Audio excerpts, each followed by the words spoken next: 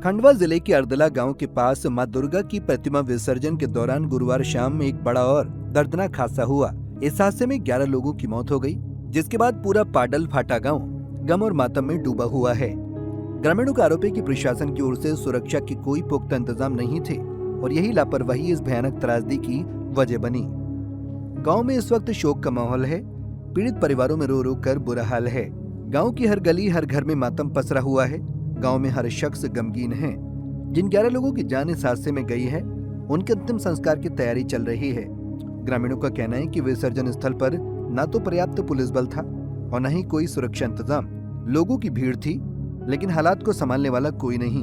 ग्रामीणों का कहना है कि अगर प्रशासन ने समय रहते इंतजाम किए होते तो आज हमारे 11 लोग जिंदा होते। यह हादसा नहीं, लापरवाही का नतीजा है। हम बस न्याय चाहते हैं। कल माताजी विसर्जन करने जा रहे थे, पर कुछ अचानक से वो ट्रैक्टर पानी में पलट गया। उसमें लगभग 11-12 मौतें हो गई, ऐसा है। पर एक बात ये है कि वहाँ शासन प्रशासन की फुल गलती, 100% शासन प्रशासन की गलती है, क्योंकि उन्होंने क्यों नहीं वहाँ पर ये सुरक्षा बल ये किया। अगर किसी एक जवान या किसी का अगर वहाँ पर अगर ये लगा देते ड्यूटी तो इतना बड़ा हादसा नहीं होता। आज हमारे माँ बहन नहीं जाते हमारे बीच से। हमको न्याय चाहिए, और जो हादसा हुआ है उनकी शासन प्रशासन से विनती है कि जो भी जो मुआवजा है वो दे। और जो पढ़े लिखे हैं जो गए हैं उनके घर से हर एक व्यक्ति को, जो भी पढ़ा लिखा, उनको गवर्नमेंट जॉब होना। अगर ऐसा नहीं होता है तो हम न्याय को लेके आगे आंदोलन करेंगे। हम करेंगे, पर न्याय दिलाएंगे। जैसा बताया जा रहा है कि वो जो ट्रैक्टर का ड्राइवर था उसको कोटवार ने रोकने की कोशिश की थी, इसमें कुछ है क्या? नहीं, ऐसा कुछ नहीं। वहाँ किसी कोटवार किसी को कोई इंफॉर्मेशन नहीं दी कि भाई आपकी ड्यूटी है। अब ये अगर हमारे गांव के कोटवार को इंफॉर्म कर देते तो वो ड्यूटी लगा देता, वो चले जाता। तो ऐसा नहीं होता, वो रोक देता। अगर आगे से आदेश ये लगाता। और अगर इतना हादसा होने के बाद भी 4 से 5 घंटे बाद पुलिस आई और ना कोई गोताखोर आया था।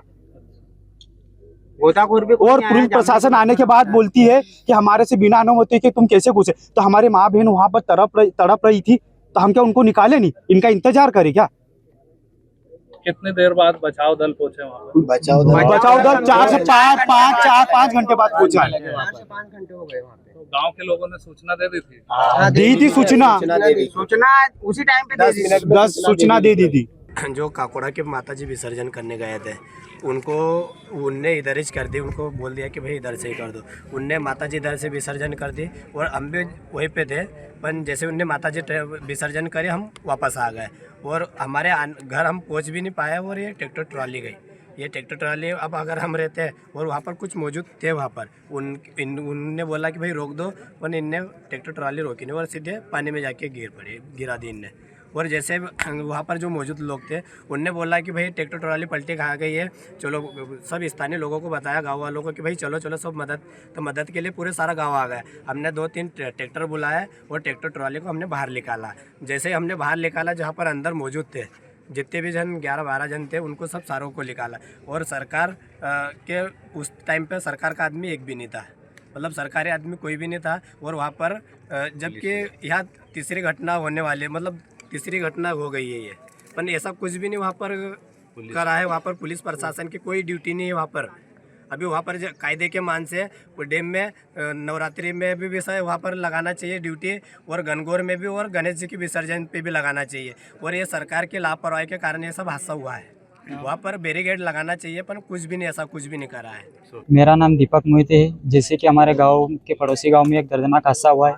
यह हमारे लिए बड़ी दुखद घटना है कि हमारे पड़ोस के गांव के निवासी थे, उनकी कल रात्रि में मूर्ति विसर्जन के पश्चात उनकी ट्राली पलटी खा गई, जिस पश्चात वहाँ पर 11 बच्चों की मृत्यु हो गई है।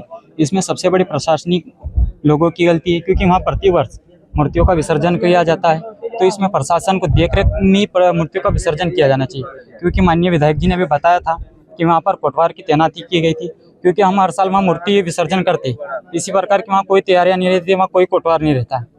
माननीय विधायक जी ने बताया कि अभी कोंडावत में एक घटना हुई थी, तो इससे प्रशासन को भी यह सीख लेनी चाहिए कि आज घटना उस गांव में घटी है तो ये किसी गांव में घट सकती है। तो प्रशासन को कम से कम इतना तैनात रहना चाहिए कि कम से कम 2 जवान वहां पर तैनात किए जाने चाहिए, क्योंकि ये प्रशासनिक गलती है। और जैसे बताया तो जैसे जामली ग्राम के जितने भी युवा हैं, मैं उनका बहुत ही योगदान मानूंगा उस घटना में, क्योंकि जो वहाँ के युवा है वो बहुत ही एक्टिव थे और उन्होंने तुरंत कार्रवाई की। वहाँ पर जितने भी ट्राली के नीचे बच्चे फंसे थे उन सबको अपने सहयोग से जैसा हो उन्होंने निकाला। और उन भाइयों ने भी बताया कि प्रशासन ने हमको अंदर जाने से रोका, तो ये प्रशासन की सबसे बड़ी चूक है। और हमारे लिए ये बहुत ही शर्मनाक घटना है कि प्रशासन अपने ही लोगों को बचाने के लिए अपने व्यक्तियों को मना करती है। और मैं ये भी जानना चाहता हूँ कि जैसे कि वहाँ पर ग्रामीणों ने सूचना दे दी है कि यहाँ पर ट्राली पलटी खा गई, तो जो भी प्रशासनिक व्यक्ति है कम से कम उसको घटना स्थल पे कम से कम 1 से 1.5 घंटा का समय लगता है बंधाना आने में, आधा घंटा का समय मान लो लगता है आने में, तो कम से कम इतने में तो वहाँ पर तैनात करना चाहिए। और जो कि वहाँ पे जो बच्चे सही जिनकी मृत्यु हो गई है उनको माननीय विधायक जी मुख्यमंत्री जी ने बताया कि 4 लाख में क्या होता है। ये आदिवासी समुदाय यहाँ पर, इनके घर देखो आप कैसे, इनके घर रहने लायक नहीं। यहाँ पे सड़कें, माननीय विधायक जी की गाड़ियाँ फंस गई थी, इनको निकलने के लिए रास्ता नहीं है। बच्चे कीचड़ से जाते स्कूल जाते, यहाँ की स्कूलें जर्जर हो चुकी है। तो ये किस प्रकार हम लोग देख रहे हैं जैसे कि प्रशासन शहरों को विकसित करने में लगा, लेकिन आप गांव में आके तो देखो ये गांव कितना वीरान पड़े है। यहाँ पर बच्चे स्कूल जाते हैं तो उनको चलने के लिए दलदल से निकलना पड़ता है। तो मैं सरकार से यही मांग चाहूँगा कि गाँव के विकास की ओर आप ध्यान दें, और जो भी ग्रामीण समुदाय के बच्चे हैं इनको भी आप ध्यान दें। और सबसे बड़ी गलती बताई जा रही है कि जो ड्राइवर था उसको भी समझना चाहिए, क्योंकि मूर्ति विसर्जन का समय भीड़ पब्लिक रहती है।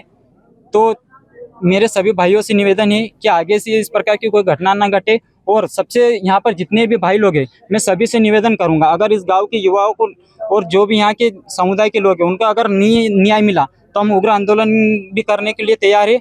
जो हमारे से बन सका हम वहाँ तक लड़ने के लिए तैयार। और ये जो हादसा हुआ है हमारी आंखों के सामने हुआ है, तो मैं ऐसा कहना चाहता हूँ कि जहाँ पर घटना स्तर पर जो हमारे जामली के बच्चे थे उन्होंने सबको मतलब जो जिस टाइम पे घटना हुई उस टाइम पे कुछ लोगों को ऐसे जीवित निकाला है, और जिनका देहांत हुआ उनको भी जामली वाले जो घटना स्थल पर मौजूद थे उन्होंने निकाला। जैसे रेस्क्यू टीम आई थी, उस टाइम तक एक बच्ची थी छोटी सी जो वहाँ पर फंसी हुई थी किधर, तो हमको रेस्क्यू टीम से भी कोई फ़ायदा नहीं हुआ। मतलब रेस्क्यू टीम बहुत लेट आई, और जो हमारे जो सरकारी कर्मचारी है वो भी बहुत लेट आए, तो हमको उनसे कुछ भी फ़ायदा नहीं है। और हम चाहते हैं कि ये जो हमारे साथ आदिवासी भाइयों के साथ ऐसा हुआ है हमको जल्द से जल्द इसका इंसाफ मिले, बस इतना ही कहना चाहूँगा मैं।